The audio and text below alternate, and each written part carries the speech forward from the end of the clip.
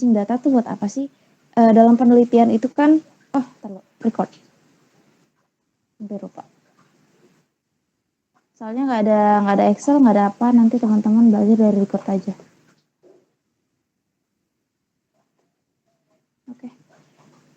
Jadi dalam suatu penelitian ini kan kadang terjadi kelalaian dari peneliti maupun dari dari peneliti, baik dari sikapnya maupun kurang ketelitian dari mengamati lingkungan, sehingga bisa aja terdapat kesalahan yang disengaja atau tidak disengaja. Contohnya itu kayak kalau kita pengamatan tinggi tanaman itu kan harusnya dalam satu waktu itu sudah terkumpul datanya. Tapi terkadang karena tenaganya cuma satu orang, kalau udah siang-siang, udah kelamaan, itu kecapean akhirnya ngukurnya asal-asalan. Itu juga masuk missing data. Missing data itu maksudnya kita data yang kita ambil tuh nggak betul atau tidak ada data sama sekali. Nah, yang tidak ada data itu kenapa? Karena tanamannya mati. Tanamannya mati kalau misalnya hanya di bagian border dari kotak sampel itu nggak apa-apa, nggak masalah. Tapi kalau misalnya semua tanaman mati, jadi kan dalam satu ulangan, satu perlakuan itu tidak hanya satu tanaman yang diperhatikan, ada banyak. Contohnya tuh misalnya ada 5 unit dalam satu ulangan gitu, satu ulangan satu perlakuan. Misalnya perlakuan pemberian pupuk di ulangan satu itu ada 5 unit tanaman. Nah itu ternyata semua tanaman itu mati atau tanaman sisanya itu tidak layak untuk diamati. Nah itu akhirnya kita kehilangan data. Nah bagaimana sih supaya kita bisa mengamati, mengambil data, menganalisis hasil data yang ada itu dengan cara mixing data ini. Nah hal-hal yang terlewat tuh misalnya data tidak logis, bagian dari sampel pengamatan hilang, kerusakan tanaman dan sebagainya. Nah, data tidak logis tuh yang tadi dibilang, yang mengenai pengamatan. Kalau udah capek, itu biasanya asal-asalan, makanya kita dalam pengamatan tuh ada acuannya. Acuannya tuh dalam UPOV. Jadi dari pengamatan misalnya tinggi tanaman tuh sampai ujung tanaman atau sampai pucuk, itu kan beda ya tiap tanaman. Karena salah pengamatannya jadinya tidak logis. Contohnya kayak misalnya tanaman kontrolnya harusnya lebih kecil dari tanaman yang diberi perlakuan. Ternyata sebaliknya. Pokoknya sesuatu yang tidak kita harapkan itu terjadi itu masuk missing data. Jadi ada beberapa metode dalam missing data ini. Yang pertama itu metode Yates, metode covarian atau analisa ragam, dan metode bootstrap dan fraksional untuk faktorial. Tapi untuk yang ini kita tidak belajar dulu karena terlalu sulit. Nanti teman-teman kalau memerlukannya bisa cari sendiri karena banyak pustaka untuk metode-metode itu. Nah kalau untuk yang RAL ini sebenarnya kita nggak usah nyari datanya. Jadi ada metode di mana kita bisa tetap menghitung data yang ada ketika ada data yang hilang dengan pendekatan ulangan tidak sama. Nah contohnya itu kayak gini. Nah, kita punya data di mana kita punya data hilang di sini, ada A, B, C, D, ada 4 data hilang. Nah, ini nanti kita totalkan sesuai yang ada aja. Dan kita rata-rata sesuai dengan yang ada aja. Rata-ratanya gimana? Berarti ya, karena datanya ada 3, berarti nanti dibagi 3. Jadi kayak gitu. Kalau misalnya yang ini datanya ada 4, ya dibagi 4. Kalau misalnya ada datanya hanya ada 2, berarti dibagi 2. Kayak gitu. Oke, lanjut. Nah, ini untuk analisis variannya, jadi rumusnya itu agak berbeda. Jadi karena di setiap ulangan itu datanya berbeda, maka kita menggunakan pendekatan tiap ulangan itu berbeda. Nah, untuk rumus FK-nya itu tetap sama, GT kuadrat atau grand total kuadrat dibagi dengan total data. Nah, total datanya itu berarti kan kalau misalnya normalnya datanya itu ada 5 dikali 4, ada 20. Tapi kan ada 4 data hilang, berarti datanya tinggal 16. Tinggal 16. Nah, untuk JKP itu nanti teman-teman tinggal menghitung untuk data yang ada aja. Jadi misalnya total dari perlakuan 1, ini totalnya hanya 20 karena hanya ada 3 data ini. 7 tambah 6 tambah 7 totalnya 20. Nah, itu nanti teman-teman masukin yang ada aja, nanti dikuadratkan totalnya dibagi dengan 3. Kenapa dibagi 3? Karena total datanya hanya 3 karena ada data 1 hilang. Nah, yang untuk yang perlakuan yang kedua, ini kan datanya juga hanya ada 3, 8, 11, dan 12. Totalnya itu 31. Nah, hasilnya di sini nanti 31 dikuadratkan dibagi dengan 3. Nah, 3 itu dari mana? Karena datanya 1 hilang, berarti hanya dibagi 3. Harusnya kan 4. Karena 1 datanya hilang, berarti dibagi 3. Nah, untuk yang selanjutnya nih, yang perlakuan yang C. Ini kan gak ada data yang hilang, dengan total 38. Berarti 38 dikuadratkan dibagi dengan 4. Dan seterusnya kayak gitu sama. Jadi setiap data itu, setiap ulangan itu tidak sama, setiap perlakuan itu tidak sama, pembaginya tidak sama, tergantung dari isi datanya itu ada berapa. Nah, nanti dikurang dengan FK. Ini tolong diperhatikan ya, karena aku nggak ada Excel, contoh Excel. Minggu ini nggak ada contoh Excel sama sekali. Dan untuk PPT juga nggak di-share. Nah, untuk JKT ini nanti teman-teman tinggal mengkuadratkan data yang ada aja. Kan kalau JKT itu prinsipnya adalah data satu persatunya itu dikuadratkan, data mentahnya dikuadratkan, baru dikurang dengan FK, ditambah dan dikurang dengan FK. Dikuadratkan dulu, ditambah, dikurang dengan FK. Jadi nanti data ini satu-satu dikuadratkan, nah dikurang dengan FK. Kalau untuk yang JKT sebenarnya nggak ada masalah, nanti tinggal teman-teman sum square aja datanya di blok begini dari atas sampai bawah. Tinggal teman-teman blok terus di sum square, baru dikurang dengan FK. Nah, untuk JKG juga sama, masih JKT dikurang JKP.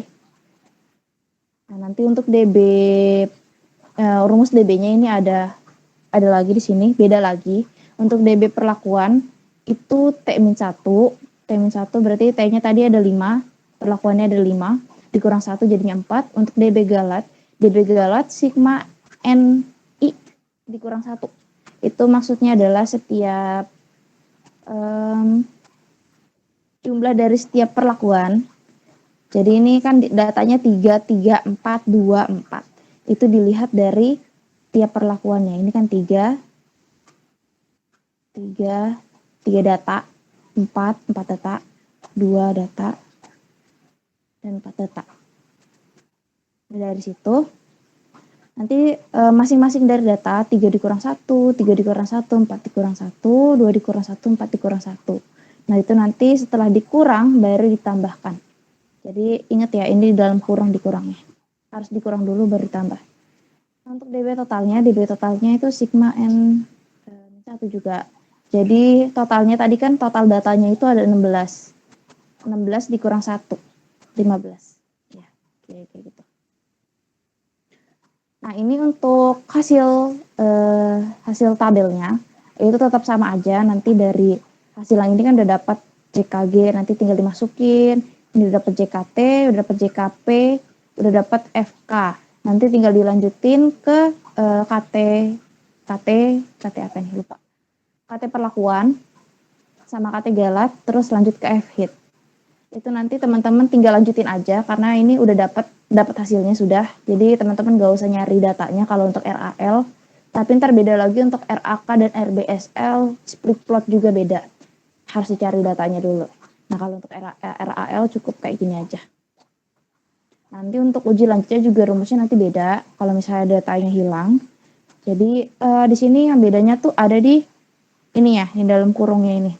Jadi untuk BNT itu akar KTG dalam kurung 1/N1 plus 1/N2.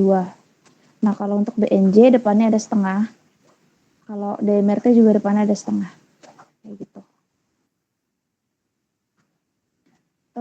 Ya, kayak gitu kan. Nah, terus cara menghitungnya kayak gimana? Jadi cara menghitungnya itu teman-teman harus buat dulu apa versus apa berdasarkan perlakuan yang ada. Contohnya ini kan ada perlakuannya tuh A, E, C, C, B, D. Kan sebenarnya kan A, B, C, D, cuman ini sudah diurutkan. Jadi nanti teman-teman dari rata-rata yang di sebelah sini, itu diurutkan dulu dari yang terkecil sampai yang terbesar. Nanti teman-teman akan mendapatkan urutan ini A, E, C, D, B, B, D. Sorry. Nah, pertama yang harus teman-teman lakukan adalah membuat perbandingan apa versus apa. Di sini contohnya adalah A kita versuskan ke E dulu, baru A kita versuskan ke C dulu. Nah, nanti ini ada lanjutannya. Nah, nanti teman-teman isi ini ada 1/3 plus 1/4 itu dari mana? Itu dari jumlah data yang ada di dalam perlakuannya. Misalnya di perlakuan A kita lihat sama perlakuan E, kan tadi dibandingkan A dengan E. Perlakuan A di sini adalah ada 3 data dan perlakuan E ada 4 data. Berarti dimasukinnya 1/3 ditambah 1/4. Kayak gitu. Oke, kita lanjut. Terus yang bingung 2,46 ini dari mana? Itu KTG. Balik lagi ke rumusnya, setengah KTG tambah 1/N1 tambah 1/N2 atau KTG 1/N1 tambah 1/N2. Ini untuk rumusnya, ini BNT, jadi nggak pakai setengah depannya. Nah, selanjutnya, pokoknya teman-teman yang diganti adalah yang bagian sini nih.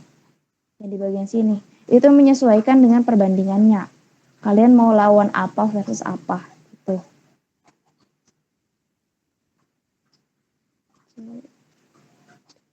Jadi gitu ya teman-teman.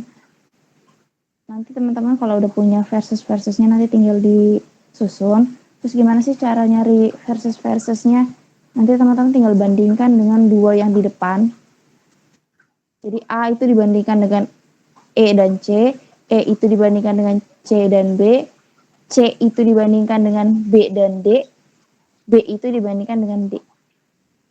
Jadi kan sama tuh, A itu dibandingkan dengan E dan C, terus E itu dibandingkan dengan C dan B, C dibandingkan dengan B dan D, dan B hanya dibandingkan dengan D. Nanti kalau misalnya teman-teman udah punya data ininya, data BNT-nya, nilai BNT-nya, nanti teman-teman susun, ini adalah rata-rata. Ini juga rata-rata A dan rata-rata B. Kalian susun seperti ini, nanti kalian masukkan juga BNT-nya. Setelah itu kalian kurang deh. Kalau kalian kurang DE dengan A, nanti apabila selisihnya itu lebih dari nilai BNT berarti nyata. Alias notasinya beda. Jadi yang atas A, yang bawah B. Kalau misalnya selisihnya lebih kecil daripada BNT berarti tidak nyata. Tidak nyata tuh apa sih? Tidak nyata tuh artinya notasinya sama. Tidak berbeda nyata. Sama. Oke, untuk A versus C juga sama kayak gitu. Nanti teman-teman tinggal masukin BNT yang teman-teman cari dari perhitungan perbandingan A versus C. Jadi BNT yang ini. Gitu. Kalau yang tadi perbandingan A versus E itu pakai BNT yang ini. Nah, lanjut. Untuk A versus C juga sama. Nanti teman-teman tinggal susun aja berdasarkan dari yang terkecil sampai terbesar. Berarti yang terkecil itu yang A, yang di atas itu yang A, yang di bawah itu yang C. Nanti teman-teman hitung selisihnya 9,5 dikurang dengan 6,67. Kalau misalnya lebih besar dari nilai BNT, itu artinya notasinya berbeda. Yang atas A, yang bawah B. Kalau misalnya lebih kecil berarti notasinya sama A dan A. Kayak gitu. Nah, begitu pula dengan yang seterusnya, E versus C, E versus B, sampai yang terakhir yang biru sini, yang B versus D. Nah, setelah itu nanti teman-teman tinggal masukkan notasi finalnya. Gimana cara masukin notasi final? Teman-teman tinggal gabungin aja. Kalau yang A itu kan berarti kita tinggal kumpulin aja yang A. Di sini yang ada A-nya, ini yang ini 2. Dua-duanya A, berarti kita tulis A aja. Kalau yang E, itu yang sebelah sini, sama sebelah yang sini. Itu dia punya 2 notasi yang beda. Kalau di A versus E itu dia A, kalau E versus C dia B. Berarti nanti kita tinggal tulis AB. kayak gitu. Nah, untuk yang C nanti juga sama, kan ada 2 nih C. Di A versus C, dia B, di ada 3 dia, ada 3. Sorry, iya benar ada 3. Di E versus C dia B juga, sedangkan di C versus B dia C. Jadi kita tinggal gabungin aja notasi yang bedanya. Di sini kan di 2 notasi ini dia B, sedangkan di 1 notasi ini dia C. Tinggal kita tulis B, C. Kayak gitu. Dan seterusnya. Sama aja caranya. Nah, ini selanjutnya untuk data hilang RAK. Untuk data hilang RAK ada rumusnya. Ini ada metode Yates. Jadi kita punya rumus. Nah, ini langkah-langkahnya. Nanti teman-teman hitung estimasi nilai yang hilang dengan rumus. Jadi menghitung dengan ini, estimasi nilai dengan rumus. Kemudian masukkan nilai estimasi pada tabulasi data untuk analisis varian.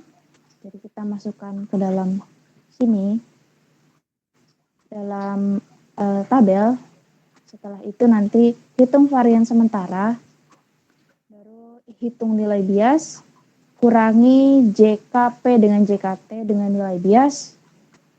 Diperhatikan ya, nanti dikurangi JKP dan JKT dengan nilai bias, kemudian kurangi DB galat dengan DB total dengan banyaknya data yang hilang, dan hitung ANOVA yang sesungguhnya baru dibandingkan.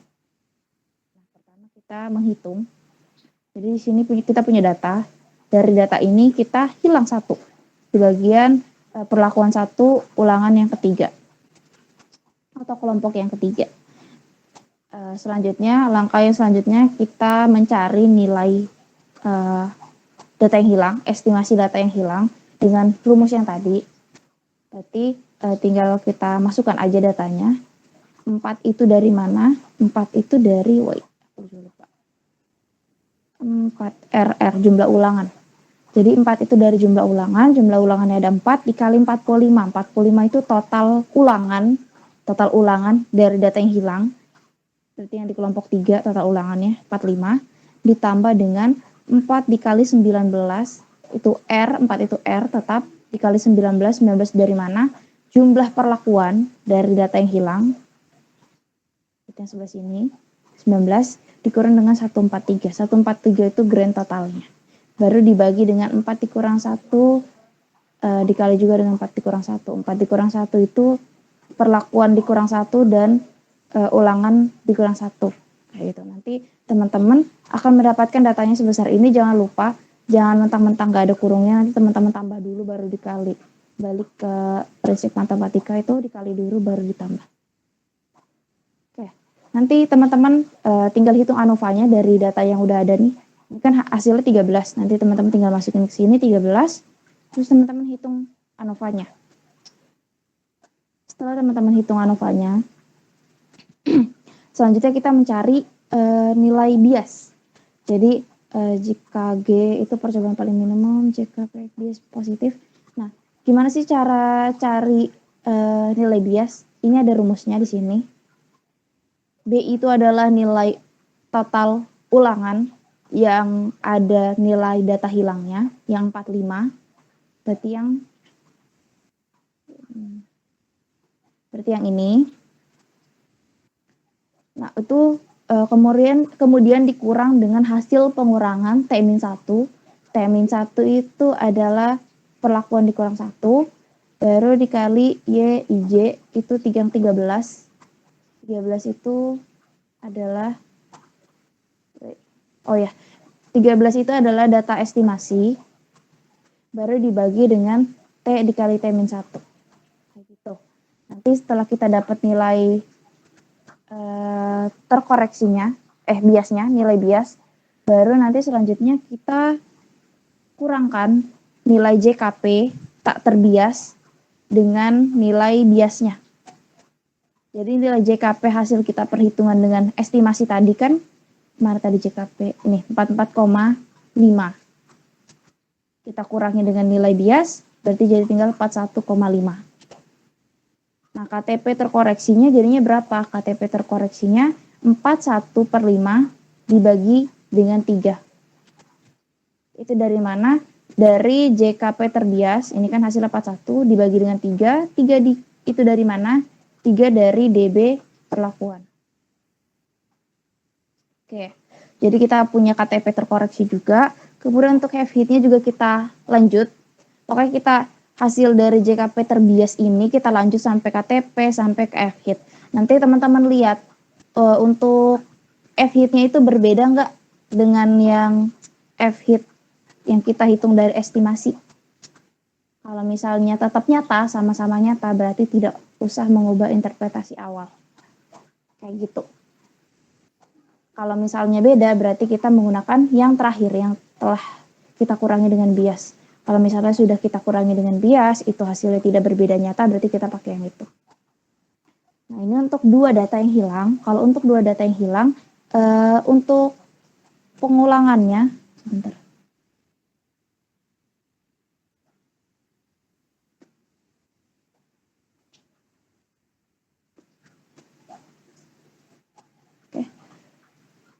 Jadi untuk perhitungannya kita lakukan berulang-ulang. Yang pertama itu kita menghitung dulu dugaan A. Dugaan A dulu, baru ntar kita menghitung B1, terus A1, B2, dan A2. Kayak gitu. Jadi urutannya kayak gitu ya. Dugaan A dulu, terus kita baru hitung B1, ini B1. Baru kita hitung A1, baru kita hitung B2, baru kita hitung A2. Nanti teman-teman pertama kita duga dulu nilai A-nya. Itu dari mana? Dari 15,93 dibagi 2 ditambah 30,53 dibagi 4. Dari mana itu datanya? Yang 15 itu dari yang ini. Dari total perlakuan data yang hilang. Yang B. Kemudian 30,53 itu dari mana? Dari total yang A, gitu. Baru dibagi dengan 2. Itu hasilnya 7,8. Nah, setelah kita dapat nilainya 7,8, kita lanjutkan cari B1-nya. Nah, B1-nya itu caranya kayak gimana? Ini udah ada rumusnya, jadi rumusnya udah jelas sebenarnya. Tinggal kita masukin aja datanya. Kalau yang bingung T itu apa? T itu adalah perlakuan. Kalau N itu apa? N itu bentar. N itu jumlah ulangan. N itu jumlah ulangan. Kalau untuk T, B, dan G itu udah ada keterangannya di sini. T, B, G itu yang dilihat itu yang mana? Itu udah ada. Nah, lanjut. Untuk yang nilai B, nilai B1 itu teman-teman tinggal masukin nilainya nanti didapatkan 7,93. Kalau kita uraikan yang dimasukin nilainya itu berarti ulangan dikali B, B-nya itu berapa? B-nya itu 31,40. B itu apa? B itu adalah nilai total ulangan dari data yang hilang. Berarti ulangan yang kedua. Baru kita tambah dengan 5 dikali dengan 15,50. 5 itu dari apa? 5 adalah jumlah perlakuan. 15,50 itu adalah total perlakuan, ya, total perlakuan. Ini adalah total perlakuan kalau ke samping dari data yang hilang. Kayak gitu. Baru kita kurang dengan 108,28. 108,28 itu dari mana? Dari 100,48 alias grand total ditambah dengan 7,8. 7,8 itu dari mana? Dari dugaan nilai A. Jadi hasilnya 108,28. Kita masukin grand totalnya 108,28. Baru kita bagi dengan 3 dikurang 1, 5 dikurang 1, hasilnya 7,93. Nah, lanjut kita cari A1. Jadi ini nggak termasuk A1 ya, ini hanyalah dugaan nilai A. Nah, untuk pengulangannya kita tuh harus sama. Kalau misalnya A-nya ada 2, berarti B-nya juga ada 2. Kalau B-nya ada 3, berarti A-nya juga ada 3. Kayak gitu. Jadi nggak boleh A-nya tuh ada 2, B-nya tuh hanya ada 1 gitu, nggak boleh gitu ya. Harus sama. Kayak gitu. Setelah kita cari yang nilai B1-nya, kita lanjut. Kita ingat-ingat nilainya 7,93. Oke, kita lanjut. untuk nilai yang selanjutnya yang kita cari adalah nilai A1. Nilai A1 itu gimana cara kita carinya? Itu tinggal kita masukkan lagi nilai yang tadi. Itu kan bentar. Oke. Tinggal kita masukkan aja nilainya. Jadi untuk nilai B sama T-nya itu kan udah pasti berbeda ya. Kalau B-nya untuk yang mencari B1 adalah yang di sini. Yang di B, yang total ulangan data hilang B. Berarti kalau kita mau cari A1, kita menggunakan total ulangan data hilang yang ada di A. Berarti yang 30,53.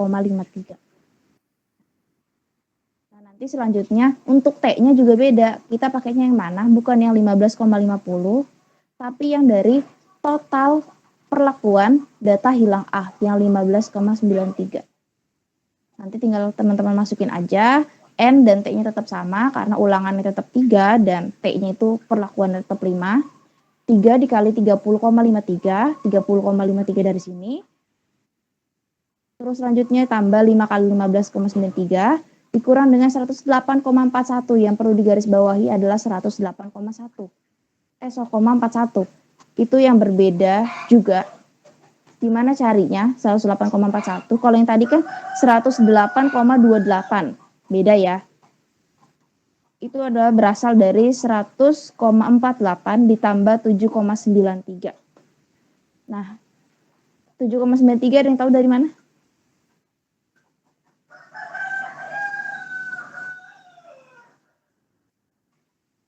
Gak ada yang tahu.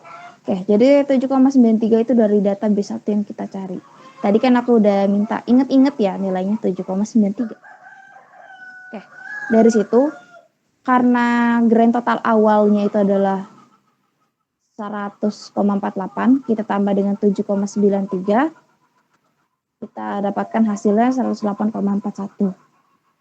Kayak gitu, kita masukkan di sini 108,41, kita bagi dengan 3 dikurang 1, 5 dikurang 1, dihasilkan nilai 7,85.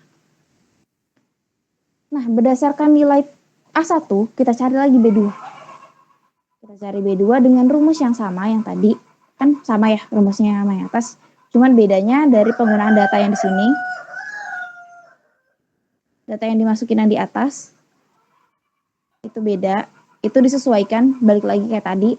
Kalau misalnya kita mau cari total ulangan untuk B2 berarti menggunakan total ulangannya data hilang B yang 31,40. Kayak gitu pokoknya. Nah, untuk yang total perlakuan berarti kita pakai yang 15,50. Jadi kayak gitu. Untuk selanjutnya nanti sama kayak gitu juga.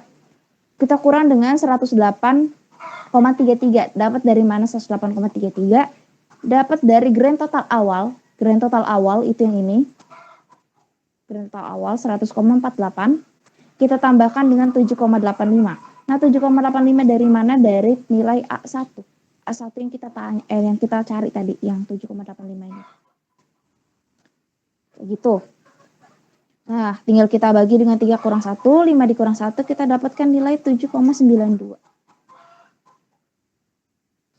Oke. Kita lanjut, karena di sini B-nya ada 2, B sampai B2. B1-nya kan yang di awal tadi, ini sampai B2, berarti kita harus cari sampai A2. Kita cari sampai A2, kita punya data B2-nya 7,92. Kita cari dengan cara yang sama dengan yang tadi, jangan lupa disesuaikan untuk nilai total ulangan dan total perlakuannya. Lalu untuk nilai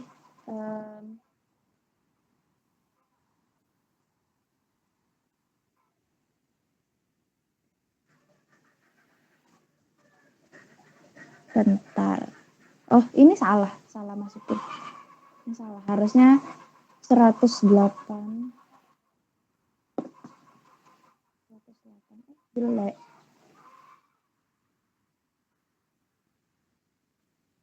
100.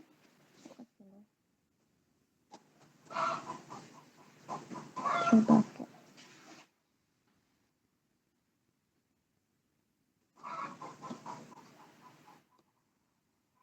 108,40. Nah, kayak gini harusnya. Jadi nanti yang berbeda sama juga kayak yang sebelumnya di bagian sini, total ulangan dan total perlakuan dan juga dikurangnya grand totalnya. Grand totalnya itu berarti grand total awal ditambah dengan 7,92 ditambah dengan nilai B2. Didapatkan 108,40. Jadi kita dapatkan nilai 7,86. Nah, selanjutnya kita bandingkan. Kita bandingkan nilai B1 dengan B2 dan nilai A1 dengan A2. Bedanya kecil atau besar? Kalau misalnya hanya 0,0 kayak gini nih kan bedanya cuma 0,01 ya. Terus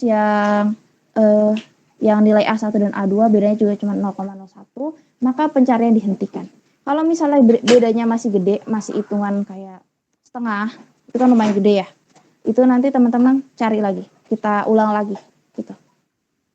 Diulang terus, berarti lanjut ke A3, B3, terus A4, B4 kayak gitu dan sebagainya sampai berbedaannya itu cukup kecil. Nah, yang dipakai di mana? Yang pakai yang mana? Yang dipakai yang mana? Itu yang paling terakhir. Kalau yang paling terakhir di sini kan B2, berarti kita pakai yang B2 dan yang untuk nilai A kita pakai yang nilai A2. Nah, setelah itu tinggal teman-teman masukin nanti jadi complete value. Kita masukkan tadi nilainya 7,92. Mana tadi ya? Yang hilang tadi yang mana ya? Oh nih, 7,92 sama untuk yang nilai A itu 7,86 yang di atas ini. Nah, kayak gitu. Nah, selanjutnya tidak berhenti di sini. Jadi yang perlu dipahami adalah tabel yang pertama. Tabel yang pertama adalah original value dan tabel yang kedua adalah complete value namanya. Oke, kita lanjut. Jadi kita mencari dulu yang pertama JKT dan JKK dari original value. Untuk cari JKK-nya itu sama dengan yang RAL tadi. Jadi kita sesuaikan dengan data yang ada gitu. Pembaginya kita sesuaikan dengan data yang ada. Jadi kan yang untuk yang ulangan 1 dan ulangan 2 itu kan satu data hilang. Jadi pembaginya hanya 4. Sedangkan yang datanya komplit kayak ulangan yang ketiga itu pembaginya 5. Kita hitung yang original value dulu. Gitu. Nah, untuk yang ini, yang JKT juga, JKT tinggal teman-teman kuadratkan, kemudian ditambah di sum square data mentahnya, kemudian dikurang dengan 100,48 kuadrat alias GT kuadrat original, GT original dibagi dengan 13. 13, kenapa dibagi dengan 13? Ada yang tahu? Kalau kita melihat dari data yang di sini. Kenapa dibagi 13? Ayo, kita harus bisa menalar gitu, jangan cuma ngandelin contoh Excel.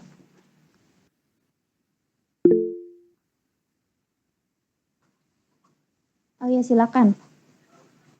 Mungkin total dari perlakuan dikalikan 3 kan 15, terus data yang hilang 2 jadi 13, Kak. Menurut saya gitu. Iya, betul, kayak gitu. Tadi juga ada sempat dijelasin kalau misalnya di bagian RAL.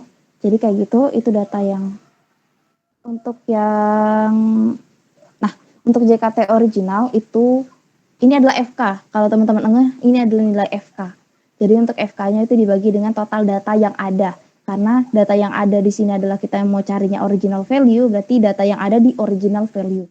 Nah, kalau ini complete value. Complete value itu adalah data yang sudah kita cari estimasi nilai yang hilang. Kayak gitu.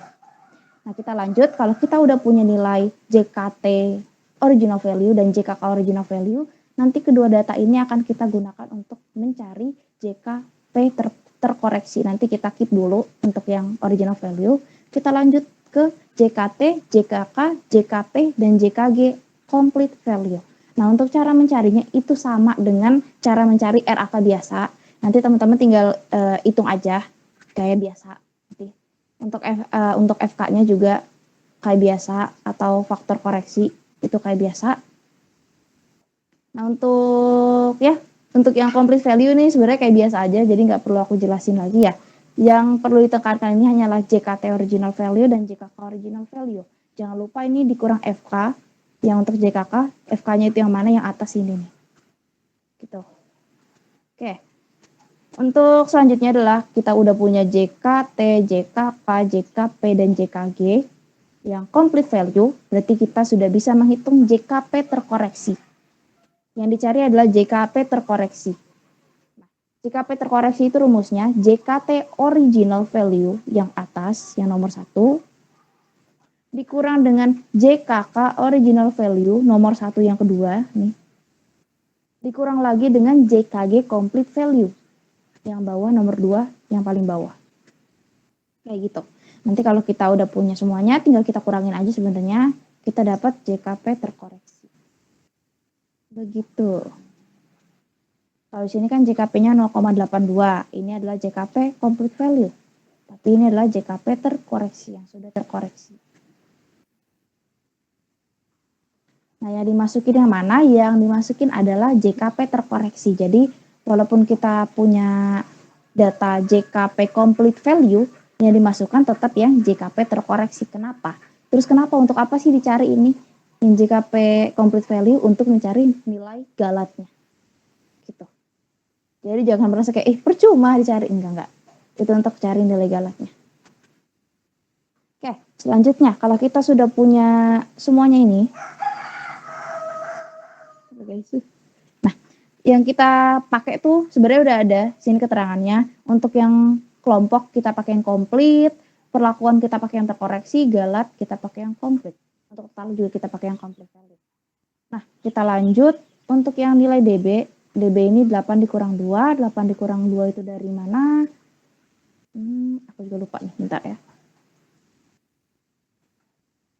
8.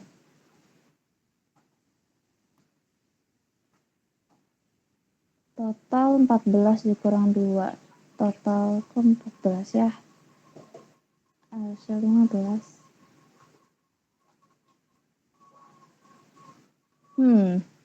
Aku lupa nih jujur yang ini. Bentar ya. Kita cari dulu. 2 tambah 12. Ya benar.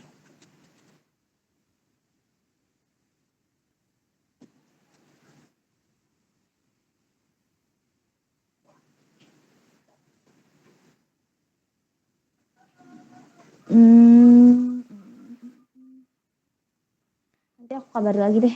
Ntar aku tanya dulu. Aku lupa yang itu. Oke, lanjut dulu. Untuk yang DB nanti kita keep dulu untuk DB-nya. Nanti untuk JK tinggal kita masukin aja. Kalau misalnya kita JK kelompok, berarti kita masukin yang ini, yang 0,98. Dan sebagainya kita masukin. Untuk KT nanti kayak biasa aja, KT itu kan JK dibagi dengan DB, terus F hitung itu KT dibagi dengan KTG. Untuk yang perlakuan berarti KT perlakuan kita bagi dengan KTG. Untuk yang F tabel juga sama aja kayak kemarin, tinggal kita sesuaikan dengan nilai DB-nya aja. Kalau kayak gitu kan kita udah cari, kita udah dapat semuanya, nanti tinggal kita uji lanjut. Nah, untuk uji lanjutnya nanti teman-teman punya rumus lain. Rumusnya seperti ini. Jadi usahakan dalam penelitian itu teman-teman jangan sampai ada data yang hilang, karena nanti semakin banyak data yang hilang, semakin rumit rancangan yang teman-teman pakai, semakin rumit rumusnya. Kayak gitu. Oke, langsung kita lanjut ke RBSL. Untuk yang RBSL kita juga punya rumus yang seperti ini. Nanti teman-teman sebenarnya tinggal masukin aja rumusnya. Misalnya datanya hilang 1, kayak yang di sini. Nanti teman-teman tinggal masukin aja nilainya di sini. Dari sini. Ini kan keterangannya udah jelas. Kalau misalnya R0 itu jumlah total pada baris data yang hilang. Kalau C0 tuh jumlah total pada kolom data yang hilang. Kalau GO itu grand total. Itu. G0. Grand total berarti G0 itu grand total aktualnya yang di sini. Gitu. Oke, kita lanjut ke yang ini ada contohnya ya kayaknya.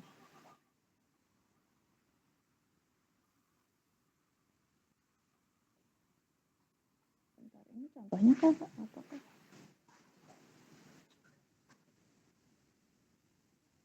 nilai bias. Ini adalah nilai bias. Nanti teman-teman kalau udah punya data ini, nanti teman-teman hitung ANOVA-nya.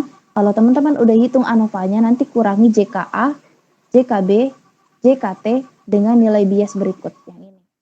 Nanti teman-teman cari nilai bias untuk artinya ini apa, yang G0, R0, C0 dan bla bla bla. Itu udah ada di sini, sama aja.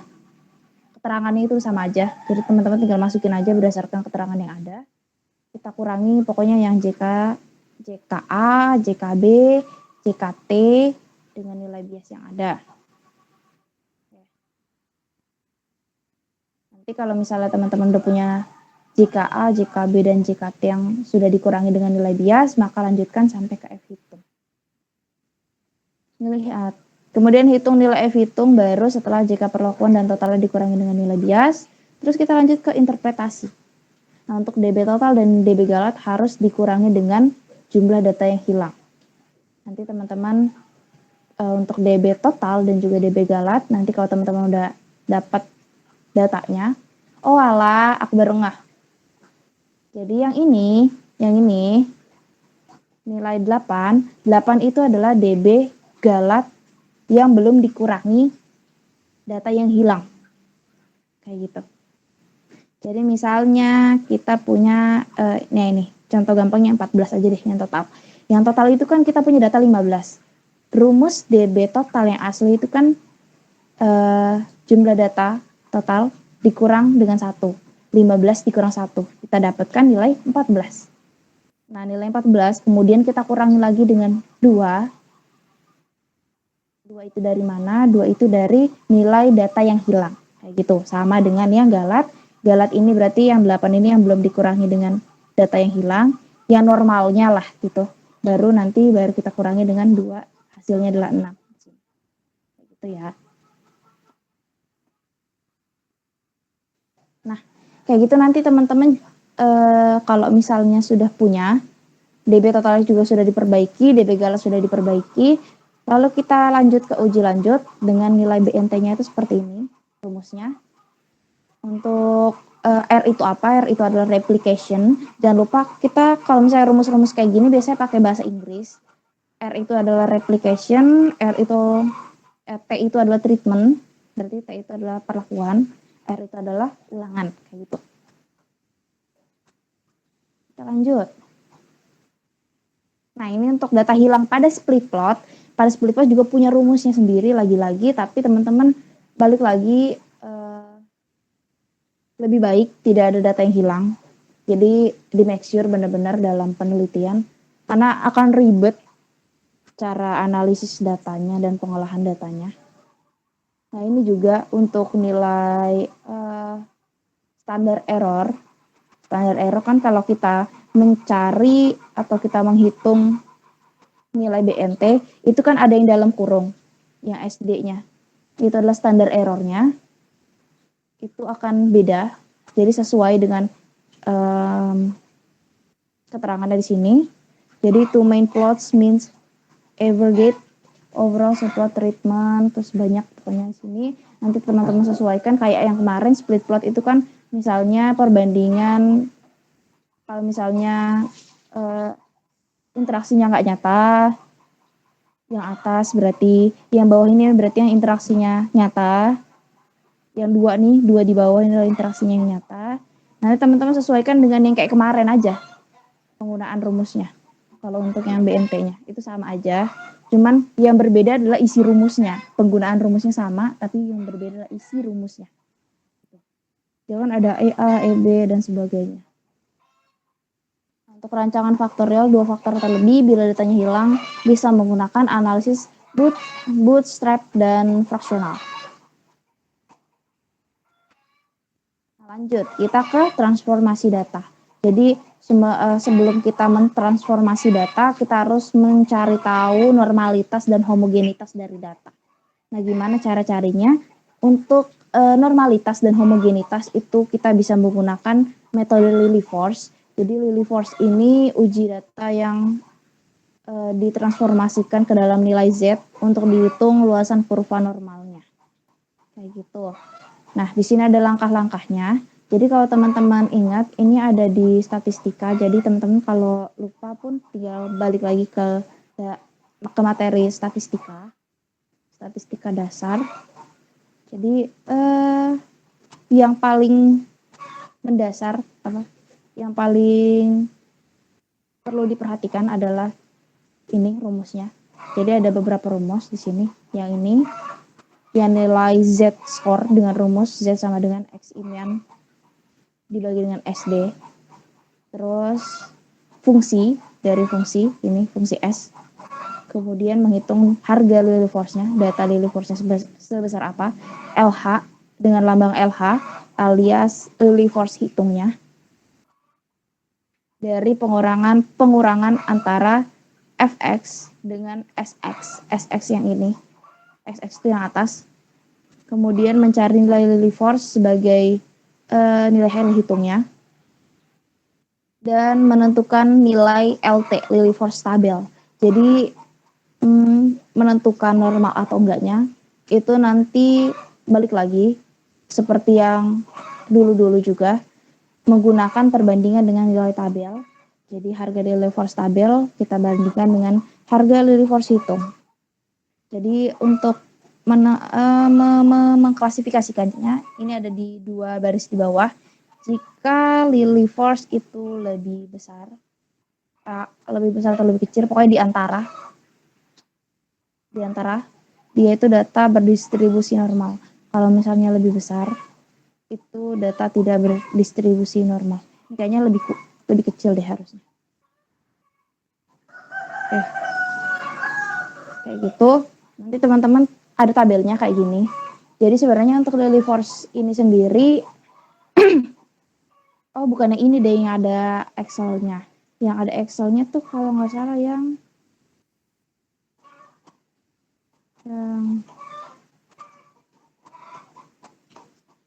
ini Bartlett.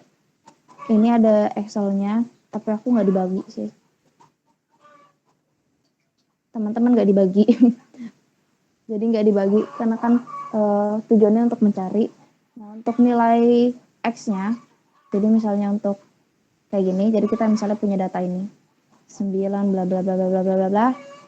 Mau kita uji normalitasnya, teman-teman tinggal masukin aja dari yang terkecil sampai yang terbesar. Nanti teman-teman tinggal masukin misalnya nilai 80 itu ada berapa, nilai 84 ada berapa, nilai 86 ada berapa, 87 ada berapa, dan sebagainya. Nah, nanti dihitung nilai Z-nya, Z tabelnya, baru kita cari nilai Fx, nilai Xs, rumusnya tadi ada di atas tadi. Kemudian kita kurangkan dengan mutlak, pakai mutlak ya, jangan lupa. Itu ada lambang mutlaknya. Kita kurangkan Fx dengan Sx, baru kita punya data hitungnya. Nanti kita dapat data hitungnya, jumlah mean dan juga SD-nya juga kita ada. Nanti tinggal kita bandingkan antara Lillie force hitung dengan Lillie force tabel. Nah, Lillie force tabel itu ada tabelnya, nanti kita masukin aja untuk nilai probability-nya sama nilai yang terbesarnya itu berapa. Nah, kita pakai nilai yang terbesar yang 0,804 itu ternyata dia lebih kecil, maka data berdistribusi normal. Jadi benar ya, yang tadi tuh salah ketik ini. Jadi ini lebih kecil ya. Kalau dia lebih kecil, dia distribusi normal. Kalau misalnya lebih besar dari nilai tabel, itu tidak berdistribusi normal. Nanti yang perlu teman-teman cari berarti adalah nilai Z, Fx, dan Xx. Nah, kalau kita udah punya 3 nilai ini, nanti tinggal kita kurangin aja dengan mutlak Fx dikurang Sx. Nah, kalau mau gampang, karena ini kan satu persatu data ya, kita uji normalitasnya. Nanti teman-teman pakai Excel aja, biar lebih gampang. Gitu. Kita lanjut. Ini adalah menggunakan uji chi-square. Jadi, uji chi-square itu bisa disebut juga uji goodness of fit, distribusi normal.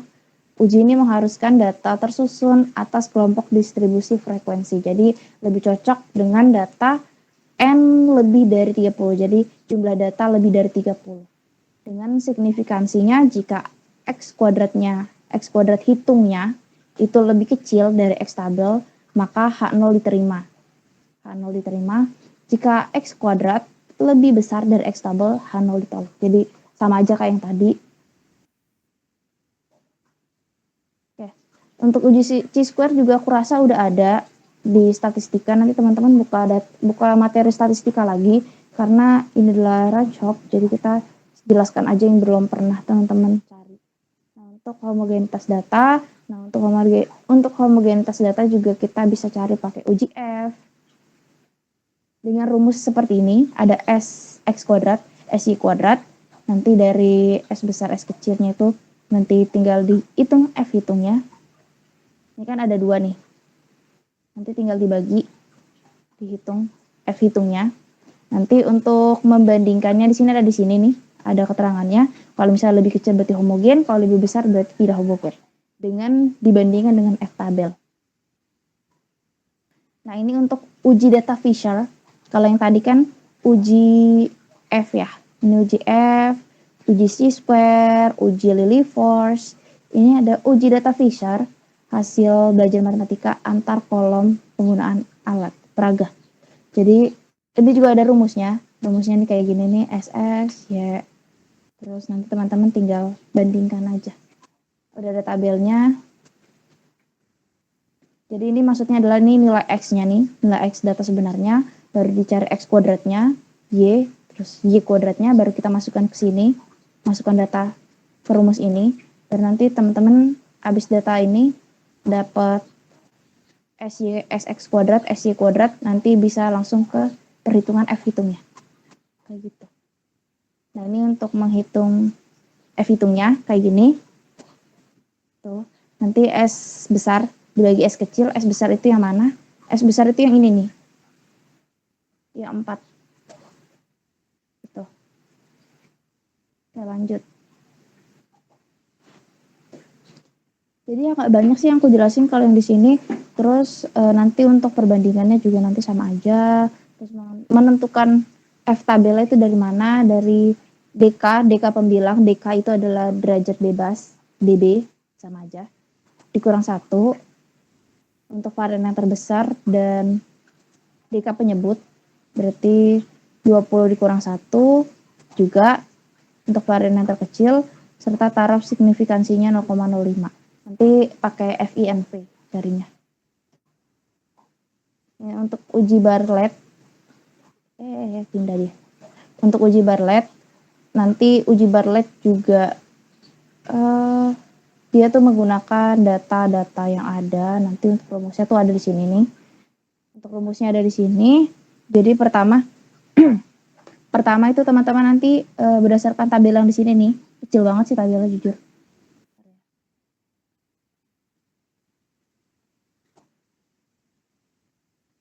Nih.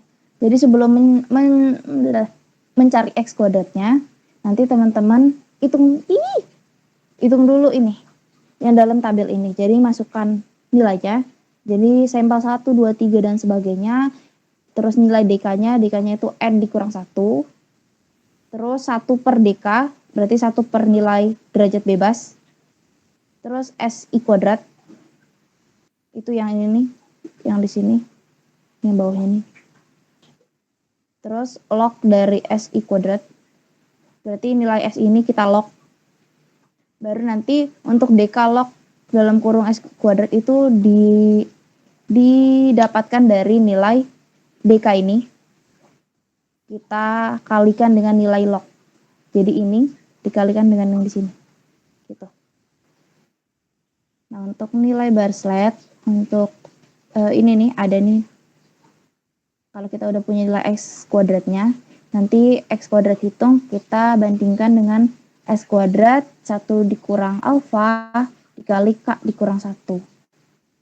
Nah, di mana X kuadrat 1 dikurang alfa K dikurang 1 didapatkan dari tabel distribusi chi-square, oh my god kecilnya, dengan peluang 1 dikurang alfa dan DK-nya K dikurang 1. Kayak gitu. Nanti untuk lengkapnya sebenarnya banyak panduan untuk ini. Kalau nggak salah ada juga ya untuk YouTube-nya, tapi aku juga nggak tahu deh. Ntar teman-teman cari aja. Sebenarnya di YouTube tuh banyak banget tutorial-tutorial kayak ginian Jadi teman-teman tuh nggak menutup hanya dari kelas aja. Aku juga banyak belajar dari YouTube. Karena lebih enak aja kalau dari YouTube daripada dari buku panduan. Nah, untuk uji Bartlett nanti teman-teman ya kayak tadi nanti tinggal disusun. Nanti teman-teman kalikan dengan yang ada di atas nih, keterangan yang ada di atas. Baru nanti dalam penelitian ini mencari homogenitas dari 4 kelompok data. Jadi yang atas ini adalah 4 kelompok data, A1B1, A2B1, A1B2, A2B2. Jadi yang di atas ini itu adalah kelompok data. Nih, A1B1, baru nanti setelahnya A1B1 dikuadratkan, A1B2 ini kayaknya pindah apa ya? Nggak nyusun ini. Bentar deh.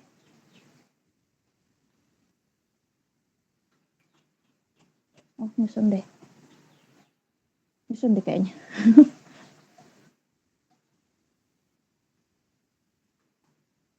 Oke. Oh, ini contohnya.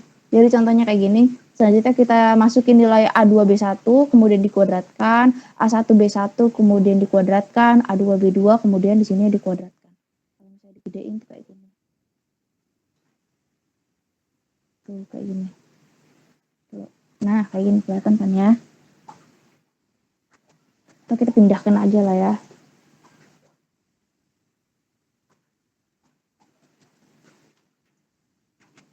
Ya, jadi hitam semua. Bentar. Nah, hitam juga.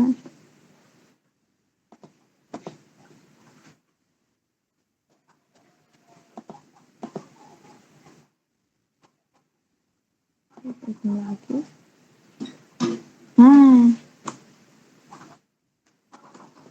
Nah, ini. Kita hapus yang ini. Kita pindahin yang ini. Jadi kayak gini ya datanya. Nanti dari semuanya ini, dari masing-masing yang belum dikuadratin ya kita cari n-nya, nilai n-nya berarti kan 10 nih. Kan datanya sampai 10. Nilai sigma berarti total. SI kuadrat juga dicari. Itu kayak gitu. Kita cari semua, nanti tinggal kita lanjutin aja. Sampai ke sini. Jadi kalau misalnya teman-teman udah punya, nanti tinggal kita kelompokkan kelompok sampelnya. Tadi kan kelompok sampelnya ada 4 ya. A1B1, A1B1, A2B1, A1B2, A2B2. Nah, nanti dari situ teman-teman cari DK-nya. DK-nya itu N-1. N-nya tadi 10 dikurang 1 jadi 9. Terus SI kuadratnya kita masukin tinggal. Terus nanti kita log SI kuadratnya. Kemudian kita kali DK dengan log SI kuadrat. Baru kita cari juga perkalian antara DK dengan SI kuadrat. Jadi ada 2, DK dengan log SI dengan DK dengan SI-nya. Kayak gitu. Nah, selanjutnya kita hitung varians. Kita hitung varians dari semua kelompok sampel. Variansnya itu udah ada rumusnya di sini. Nanti teman-teman tinggal ikutin aja, tinggal nalar itu yang mana yang dimasukin. Misalnya untuk 9 itu kan udah pasti nilai DK 845 itu nilai SI kuadrat 845. 9 itu nilai DK 9,96 itu nilai SI kuadratnya yang kedua yang A2B1. Berarti lanjut ke A1B2. A1B2 berarti 9 dikali 13,57 sama. Dan selanjutnya baru dibagi dengan 9 tambah 9 tambah 9 berarti total dari DK-nya. Kayak gitu. Nah, tinggal dibagi didapatkan nilai 11,265. Nanti lanjut kalau kita udah dapat nilai 11,25 berarti kita lanjut lagi ke nilai log S kuadrat. Log S kuadratnya itu berarti yang dari 11,265. Kalau di kalkulator kita tinggal tulis log aja, pencet log kayak gitu. Nanti kita dapetin nilai 1,05 dan nilai B itu dari nilai log ini, nilai log yang di atas dikalikan dengan ya ampun kecil banget. Semut. Nah, yang ini nih kita udah sampai bawah nih ya. Nanti kita kalikan nilai yang log S kuadrat yang 1,05 kita kalikan dengan 36. 36 itu adalah sigma dari dk. Kayak gitu. Nah, lanjut kita hitung nilai C kuadrat. C kuadrat atau X kuadrat hitung. Nanti tinggal masukin ln 10 itu kita kalikan dengan B. B ini yang 37,86 dikurang dengan sigma dk log S kuadrat yang 37,582 yang di bawah sini nih. Kalau yang di tabel tuh yang di bawah. Ini yang ini. Nah, kemudian nanti tinggal kita hitung aja ln 10 kita kalikan dengan 37,86 dikurang 37,582. Nanti hasilnya itu 0,64. Nah, tentukan harga C square tabel pada taraf nyata 0,05 dengan derajat kebebasan yaitu K-1 sama dengan 3. Dengan X tabelnya yaitu X kuadrat yang di atas ini. Dengan X tabelnya yaitu 7,815 kayak gitu. Nanti kita bandingkan, di sini udah ada keterangannya juga. Kalau misalnya itu lebih kecil dari X tabel, berarti H0 diterima. Kalau misalnya lebih besar, berarti H0 ditolak alias tidak homogen. Kayak gitu. Jadi kalau misalnya H0 diterima, berarti disimpulkan keempat kelompok tani memiliki varian yang sama atau homogen. Gitu. Jadi pentingnya kita mencari homogenitas itu, homogenitas data, supaya kenapa? Karena dalam kayaknya harus dihapus aja deh, menghalangi gitu. Dalam penelitian, pola kenaikan penurunan itu tuh ada polanya. Jadi jangan salah, kalau misalnya teman-teman yang suka manipulasi data dan suka ketahuan sama asistennya, itu karena setiap data itu punya pola kenaikan dan penurunan. Jadi artinya bukan dia nambah 2 terus enggak gitu. Tapi dia ada polanya. Nah, polanya itu dapat diidentifikasikan dengan cara menghitung nilai normalitas. Nah, kalau misalnya ternyata nilai yang kita dapetin itu enggak normal dalam arti berarti H0 ditolak.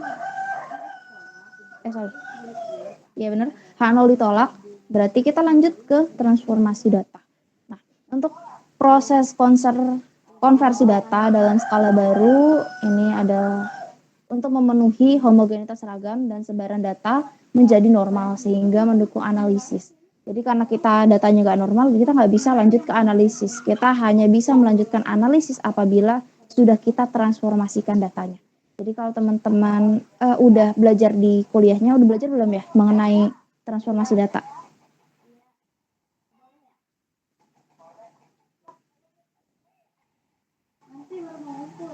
Halo?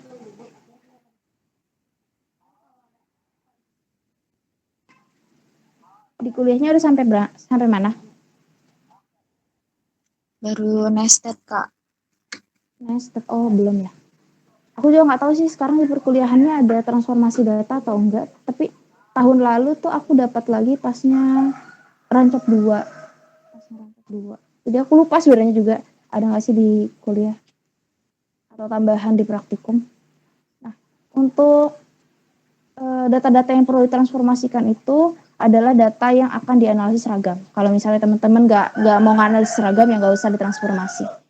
Karena sebenarnya yang jadi hambatan adalah tidak bisa kita perlu mengtransformasi karena mau ke analisis seragam. Kita mau tahu perlakuan kita nyata atau enggak dari analisis seragam. Analisis seragam itu apa? ANOVA. Jadi analisis seragam itu ada banyak ya. Analisis of variance, analisis covariance. Jadi ada banyak analisis seragam. Kalau yang kita pelajari itu analisis of variance. ANOVA. Ada lagi yang ANCOVA, analisis covariance dan sebagainya. Nah, untuk data hasil pengukuran adalah data yang dapat dianalisis langsung. Transformasi data ini agar bias data tidak terlalu besar. Jadi kenapa dia yang tidak homogen itu harus ditransformasi karena bias datanya besar. Kalau teman-teman hitung pun nanti galatnya itu tinggi sekali. Jadi harus kita transformasi dulu supaya datanya tuh hasilnya tuh sesuai dengan apa yang mau kita harapkan gitu. Kan nggak lucu ya kalau misalnya kita kita menganalisis ragam ANOVA, terus tahu-tahu galatnya itu gede banget, galatnya lebih besar daripada perlakuan. Itu kan aneh gitu. Ya buat apa gitu ANOVA kalau kita dapetnya galatnya doang. Nah lanjut, pindah dia. Lanjut, syarat suatu data dapat dianalisis ragam itu yang pertama adalah pengaruh aditif. Jadi yang pertama adalah pengaruh aditif. Pengaruh aditif itu apa? Misalnya kayak yang aku bilang tadi, yang penambahan secara konsisten gitu. Jadi bisa nambah 2, kayak gini. Ini pengaruh aditif. Kalau misalnya kita ke samping dia nambahnya selalu 60, kalau misalnya kita kurangkan dari atas ke bawah itu sama-sama nambah 20. Kayak gitu. Itu namanya pengaruh aditif. Nah, udah ya. Nah, lanjut. Ada juga yang namanya multiplikatif. Jadi multiplikatif itu artinya adalah dia penambahannya selalu sama. Jadi contohnya di sini, kalau misalnya kita kurang 90 dengan 180 itu hasilnya 90, 100 kita kurang dengan 200 itu hasilnya 100. Itu penambahannya 10 kan. Kalau ke bawah juga dia penambahannya 10. Itu namanya multiplikatif. Jadi selalu bertambah 10. Kalau ini kan konsisten ya, nambahnya 20-20. Ini berarti antar selisih nambahnya 10.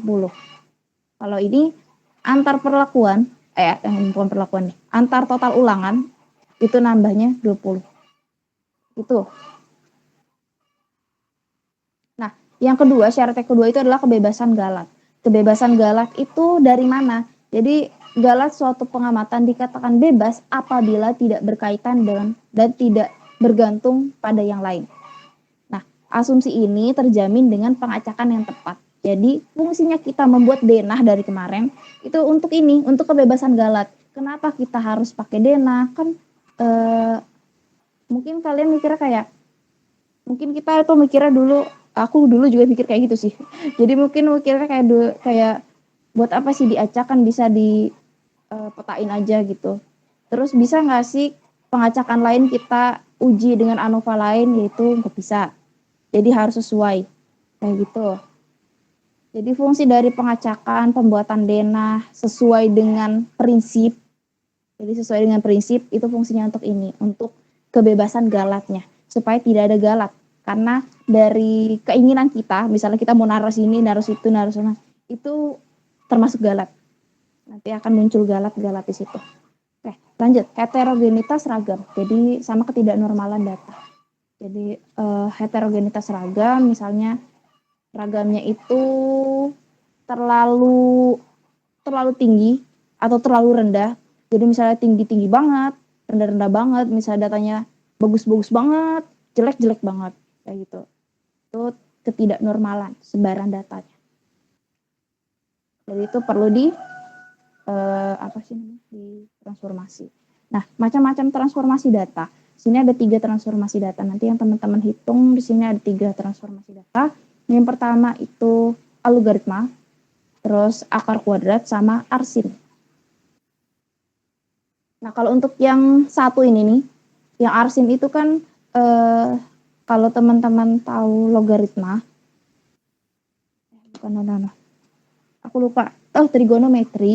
Trigonometri itu kan sin konstan. Nah, ini sinnya itu.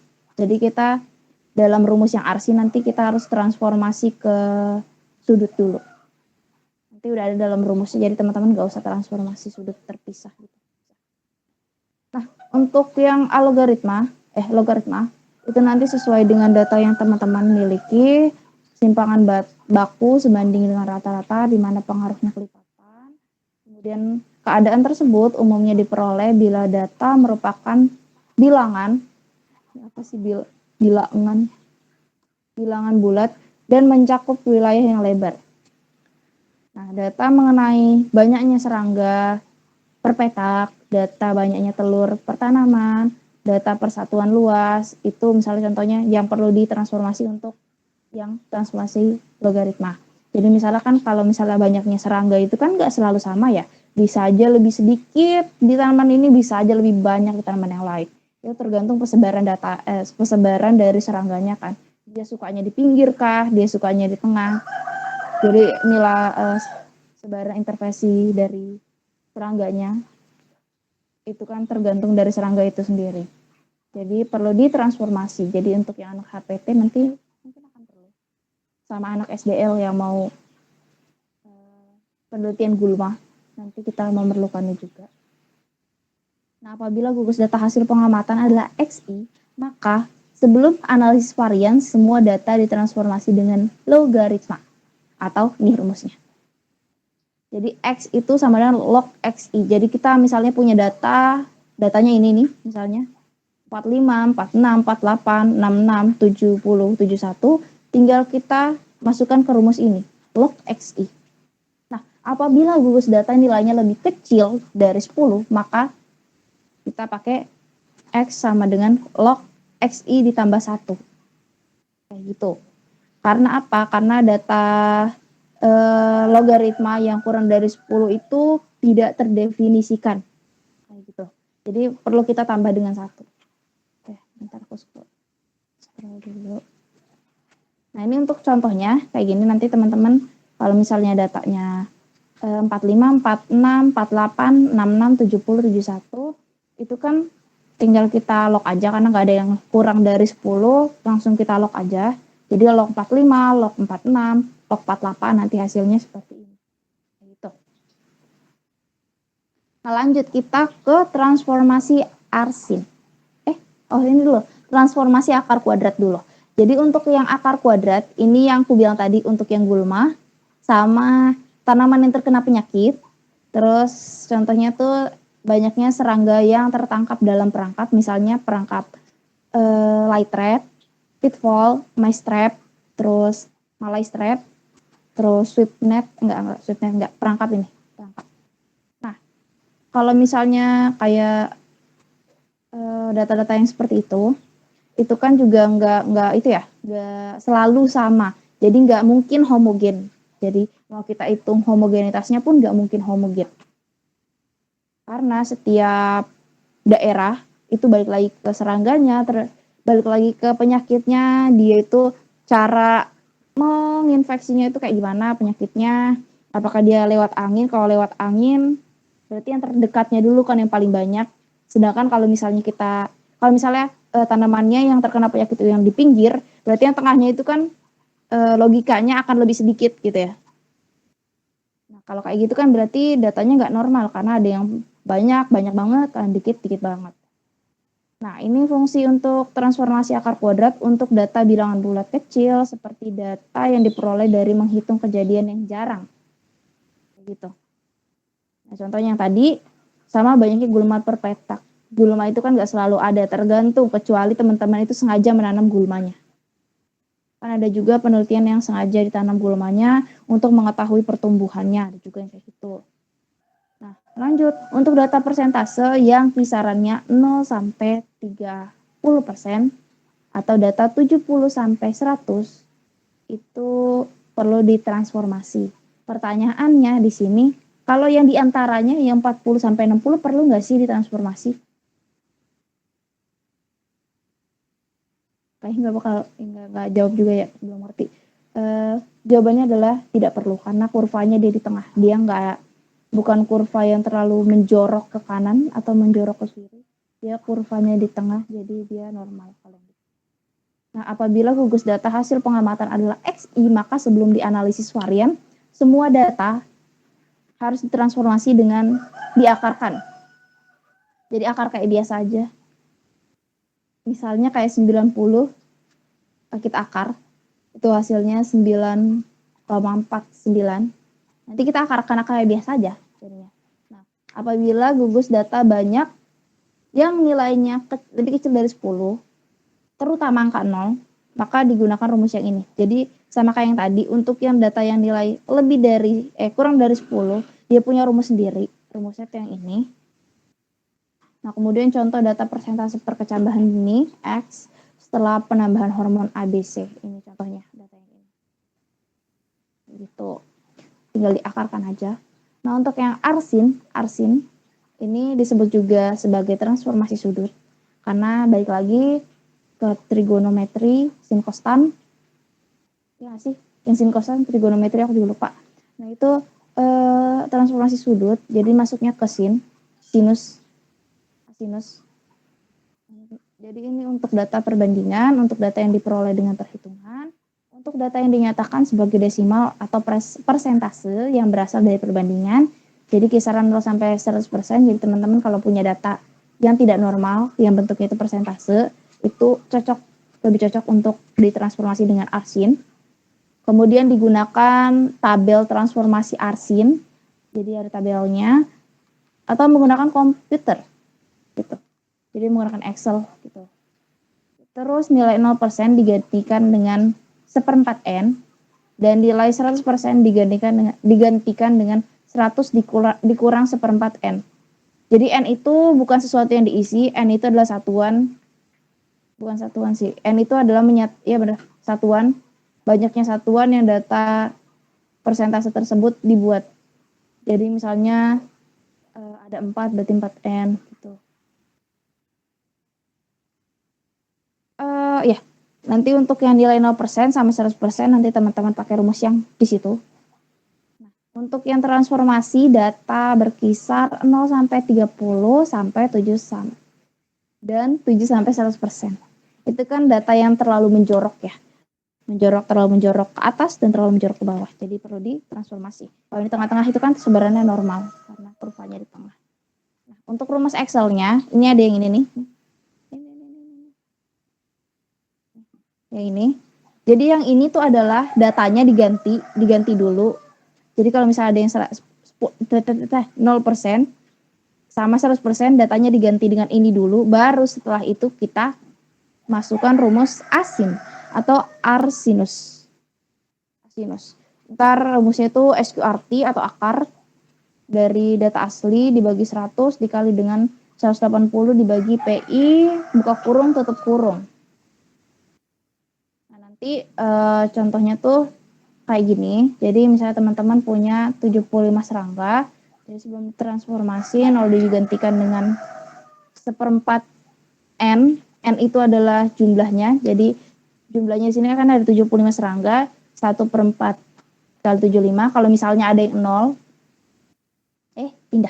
Kalau misalnya ada yang 100 nanti digantikan dengan 100 dikurang 1/4 dikali 75. Gitu. Nah, nanti dibuat desimalnya.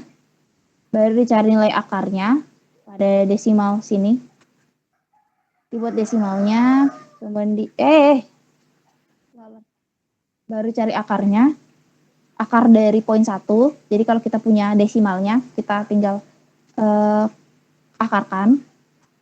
Kemudian kita masuk ke rumus arsin. Arsin dari akar ini. Akar Y. Kayak gitu. Nah, jika di kalkulator maka sintaksin. Jika di Excel maka digris asin nilai pada poin 2. Kayak gitu. Jadi atau pakai rumus yang ini. Gitu ya. Jadi contohnya tuh seperti ini. Jadi kan ini ada nilai 0. Nilai 0 sebelumnya harus kita ganti dengan 1/4 kali 75. Makanya nilainya sama semua. Itu dimasukin nilai sini sebelum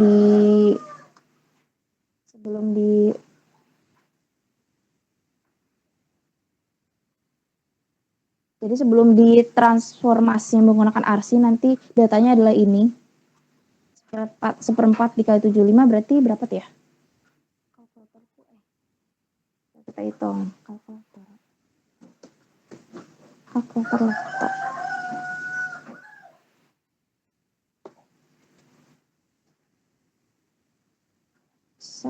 0,25 dikali 75. 18,75 baru berarti kita masukin di situ 18,75 baru kita masukkan ke transformasi datanya ke arsin. Nah, untuk catatan penting, data hasil transformasi hanya diperlukan untuk analisis seragam. Jadi di garis bawahi data untuk transformasi ini hanya untuk analisis seragam. Dan pada pembahasan atau laporan yang dimasukin itu adalah data tanpa transformasi data asli. Yang ini, data asli. Dengan catatan dalam kurung keterangan data dianalisis dengan transformasi apa. Oke, selesai. Nanti teman-teman tugasnya tuh ada beberapa, ada missing data sama transformasi. Nah, nanti teman-teman masukkan ke Word dan masukkan ke Excel juga. Jadi selain Excel ngumpulnya juga ada Word, nanti ada covernya juga. Teman-teman nanti pilih yang mana yang mau. Ada 2 jenis covernya. Teman-teman pilih, semuanya ada di dalam RAR. Bentar, aku share dulu RAR-nya.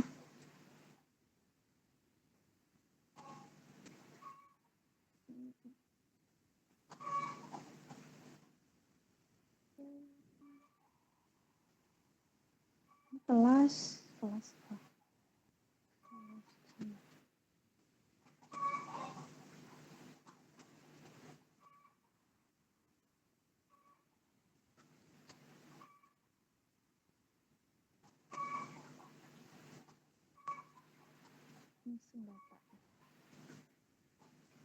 Semuanya di dalam situ. Nanti ada passwordnya, ntar teman-teman cari passwordnya. Ada caranya, ada di panduannya juga. Ada di dalam sini. Ada panduannya. Jadi teman-teman yang dicari itu ada RAL ulangan tak sama, RAK data hilang, 3 jenis transformasi, terus dan cari soal dan hitung untuk uji Lily Force-nya. Gitu. Nanti untuk membuka file RAR, ini kan file RAR-nya.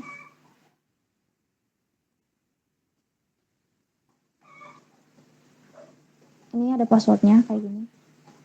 Nanti teman-teman cari password dari sini. Hilang mana dia? Mana dia tadi ya? Oh nih, dari sini. Ruberstein halaman 42. Dengan ini adalah Ruberstein kriptografi halaman 42, ntar teman-teman cari.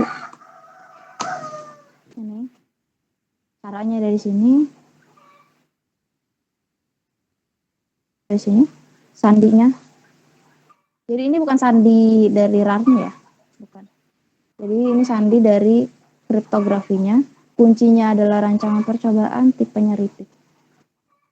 Silakan dicoba. Supaya tidak hanya berdasarkan Excel contoh. Jadi teman-teman perlu mencari juga ini. Sampai sini ada yang bertanyain? Sebelumnya aku mau screenshot dulu, on dulu kameranya dong.